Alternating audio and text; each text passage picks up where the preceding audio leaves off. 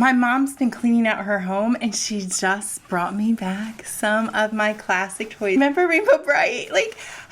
So this is one of the Rainbow Brights that I had. My very first lunchbox. Remember the Smurfs? I was a big Smurfette fan. And they smell just a little bit dusty, but they've all been preserved. These are all I have boxes of different things from my childhood. Now, why am I sharing that with you?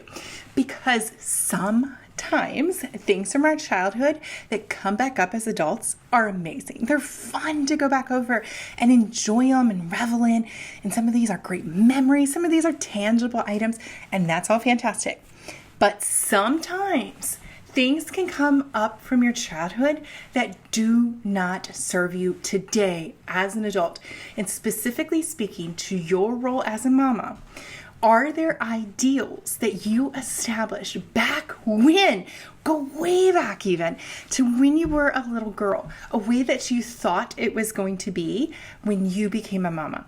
When you grew up, this is the thing that you were going to do.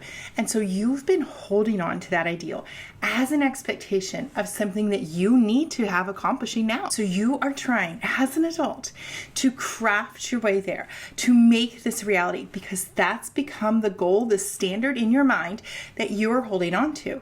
But it wasn't created today and now based on who you are. It was created back then based on ideals. So let me give you an example of this.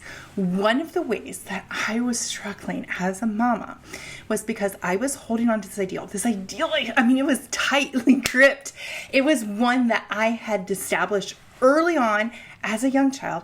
I'd held on through my teenage years, through college, early marriage. It took us 11 years before we had our first child. So all these years that I was just holding on to this ideal. What was it? That I was going to be a stay-at-home mom. I wanted my whole life to be completely devoted to my children, that I could be there for their every need. I could attend to them. They'd never have to go to summer camp. I would be home with them every single day.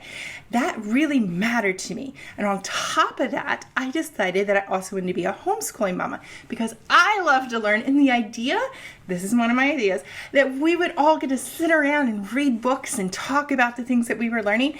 It just seemed like the most wonderful daydream to me, and I wanted that to happen. But here's the thing. This ideal, the way that I had set up what motherhood was going to look like, the way that I created these parameters for what mattered, that I would be a stay-at-home mom, I would homeschool my children, that I wouldn't put them in camps, that I would be there for their every need.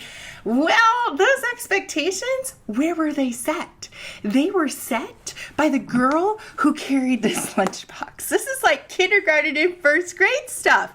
They were set so early on in my life, and as an adult, I wasn't attached to them. So many things had changed to shape me who I became, so that when I became a mother, and as my children aged and their personalities evolved, which were definitely not the personalities that were all well suited for quiet reading time and discussion, they weren't into that. That's my thing.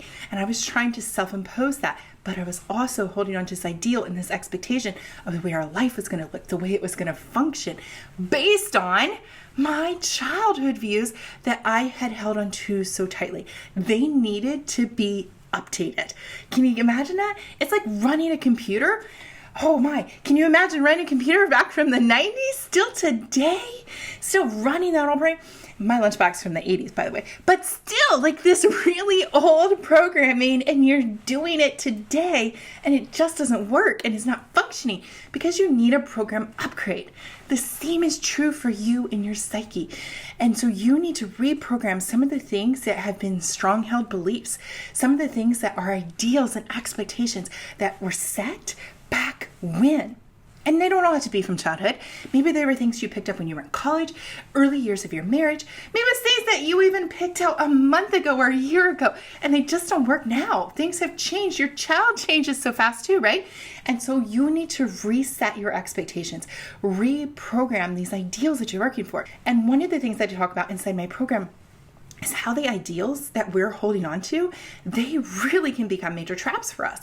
Traps to hold on to pain and keep causing us this angst and frustration. Why?